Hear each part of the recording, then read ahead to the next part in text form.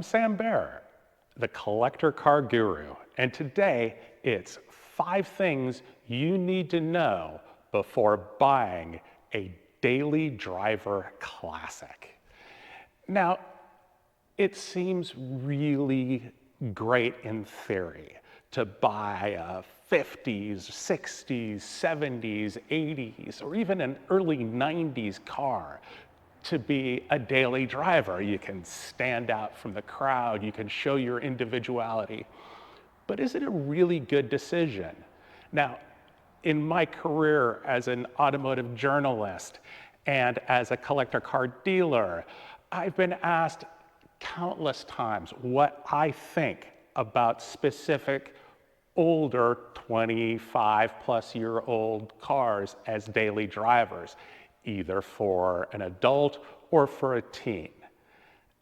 And here I've compiled 5 things that you should think about because you need to know before you buy. So let's start with number 1. As the song says, if you're gonna be dumb, you better be tough. And the reason I put this as number 1 is that cars have come a long way in safety over the decades. Now, in the 50s, 60s, 70s, cars were really dangerous. There were no crumple zones really leading up into the 70s. And then cars were relatively small in the 80s. You start seeing airbags come in the mid-80s. And then you start seeing safety technology like analog brakes in the 90s. And by the later 90s, you have stability control. Then as we get into the 2000s, side curtain airbags and rollover protection and lane warnings. And then you also get other safety things like backup cameras and cross-traffic cameras. The fact of the matter is that it was not uncommon for people to get killed or sufficiently injured in cars that we deem as being cool today. Think of it like this. The best thing that you can do is go sit in a car you're thinking about buying, get into that driver's seat, grab the steering wheel, and look out the window. And imagine a Ford F-150 or a newer Chevy Silverado or Ram 1500 with its grill about here coming right at you towards the door. Now, do you feel safe with you or your teen in that position? Because the fact of the matter is that the more time you have traveling in a vehicle, the more likely it is that you are going to be in a collision, whether you are the cause of it or not. Just because a vehicle is big and heavy like it was in the 60s or in the 50s, that doesn't make it safe. Because, I wasn't great at physics, but I do remember this. The energy has to go somewhere. And if you're in a car without crumple zones, that energy goes to your body.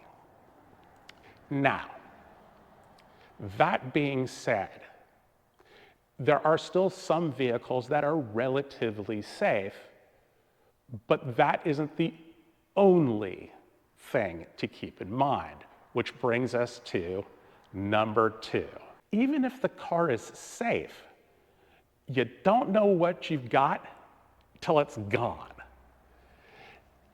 By that I mean, if you look at a modern car, you'll see all these things that we have grown used to, from the safety equipment and seatbelt pretensioners and backup cameras, and not just heated seats and cooled seats and heated steering wheels and all those other things that make us enabled like a Orange County teenager.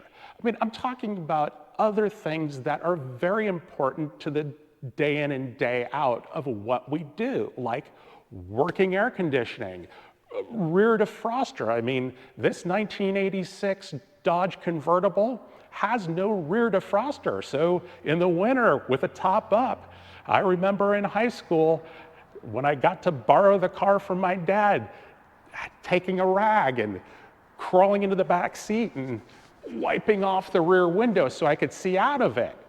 I mean, a lot of cars like this and the Ferrari, they don't even have cup holders. Where are you going to put your Stanley or your double mocha macchiato? I mean, does that car that you're looking at really fit what you do in the day in and the day out? And also remember that up until, well, really the late 90s, the concept of NVH, or noise, vibration, and harshness, I mean, that didn't even, really come into thought except for the highest end of the market, the Cadillacs and Rolls Royces and Bentleys. And what that means is when you get into an old car, there's not a lot of sound deadening. It's going to be terrible. Number 3, which is even if you get a really nice, well-preserved car from the 80s or early 90s or late 70s, by driving it every day, you're gonna, run it into the ground. And you don't want to run down that drain. You want to keep it special. So plastic becomes brittle with age, even if it looks good. Weather stripping, it's just gonna shrink up. So you want to drive a car with a convertible or T-tops or a Targa, get ready to have some drips on your leg. I mean, these cars dripped when they were new. So number 4, the waiting is the hardest part. And by this, I mean, what happens when the car breaks down? Do you have someone to work on it? And can you get parts? And if the parts take time to get, what is your plan B to get to work or to school or to pick up the family? Because the fact of the matter is that all cars have chronic problems, even when they were new. Some of the problems will keep you on the side of the road. Some of the problems are just annoying. But if you don't do the research for your specific car of interest, look online, look at the forums, look at what parts are available to find out if things that you would never even think of, like what happens if the car you're looking at, the glove box latch has a tendency to break, or the trunk latch. What are you going to do if you can't get that part anymore, if it's made of unobtainium? What happens if your alternator goes and you can't find anybody who will work on a car of that age because it'll take 2 or 3 weeks to get a new alternator or to get the existing alternator rebuilt? So before you shell out that money, do your research. Make sure that you can get the parts, on what timeline they can get the parts, and who will be able to fix that for you. So number 5, should you just take the money and run?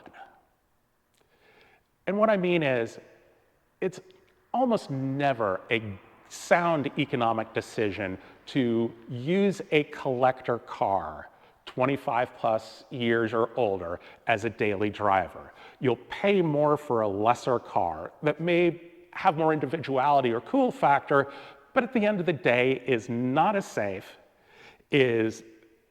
doesn't drive as well, do as many things, isn't as fuel efficient as a more modern, cheaper alternative.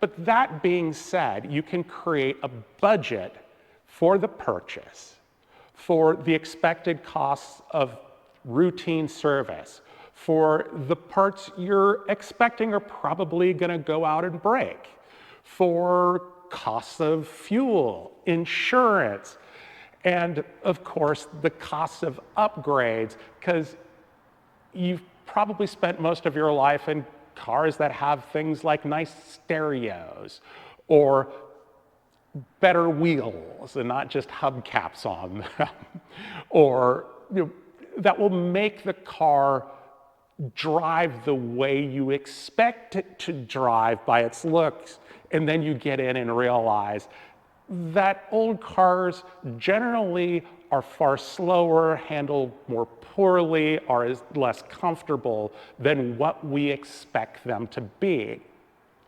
So do all of that due diligence, come up with how much it's going to cost, compare it to what else you could get, and whether that's maybe a better, more sound path to take. Also keep in mind that even if you're not planning on it, an old car that's unsafe, well, if it gets you hurt and puts you in the hospital, our healthcare in this country, well, it'll put you with Ferrari, Bentley, and Rolls-Royce expenses, even if you're on an old Plymouth or Pontiac or Ford budget. So that's it. Those are the 5 things you need to know before you buy a daily driver classic. Now, feel free, if you do all your due diligence and you decide it's for you, go for it. And if you decide you want to change later down the road, no problem. The world out there, it has many choices for many different types of people. People ask me, would I put my kids when they were 16 years old in an old Mustang or an old Jeep or something like that? And I said, no, my kids drive a Toyota Avalon because it was big, it was safe, and oh, by the way, it was faster than this 1986 Ferrari 328. Of course, that was cold comfort to my daughters who had to drive this very boring grandma and grandpa looking car. But I felt really good knowing that they were in a good, reliable vehicle. And quite honestly, I bought that Avalon for myself as a daily driver originally, and I was very happy with it. And I was able to keep other cars as collector cars and not drive those values down, to keep them in great condition so that they could live on for generations to come. I'm Sam Baer, the Collector Car Guru. I'll see you next time. Don't forget to like, comment, and subscribe. And tell me in the comments below, if you could have a classic daily driver, what would it be?